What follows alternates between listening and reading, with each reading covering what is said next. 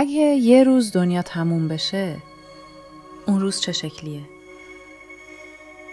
صداها خاموش میشن، ستاره ها خاموش میشن و ما فقط تماشاگر پایان همه چیزیم.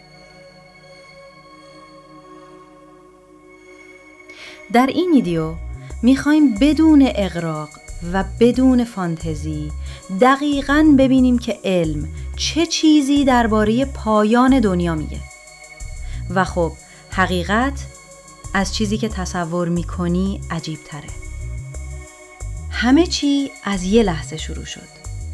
بیگ بنگ. از اون زمان جهان در حال انبساطه و جالبه بدونی نه تنها این انبساط متوقف نشده بلکه داره سریعتر میشه. دانشمندا به این میگن انبساط شتابدار و این یعنی شاید روزی برسه که فاصله بین کهکشان‌ها اونقدر زیاد بشه که هیچ نوری از هیچ جایی به ما نرسه. این سناریو بهش میگن انزوا و تاریکی کیهانی، جهانی سرد، تنها، بی صدا. اما یه سناریوی دیگه هم هست و اونم خیلی وحشتناکه. بهش میگن انجماد بزرگ. در این مدل جهان همینطور به گسترش ادامه میده تا جایی که ستاره ها خاموش میشن، سیارات یخ میزنن و حتی اتم ها از هم میپاشن. در نهایت جهان تبدیل میشه به یه فضای وسیع و تاریک با دمایی نزدیک به صفر مطلق. همه چیز یخ زده و بی حرکته. این یعنی مرگ حرارت. هیچ انرژی باقی نمیمونه و همه چیز متوقف میشه.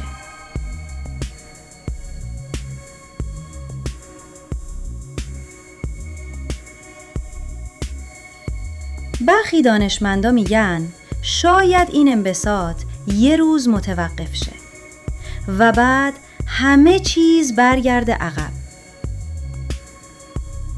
جهان شروع میکنه به جمع شدن. کهکشان‌ها به هم نزدیک میشن تا وقتی که کل جهان دوباره به یه نقطه بسیار چگال برگرده، مثل لحظه بیگ بنگ اما برعکس.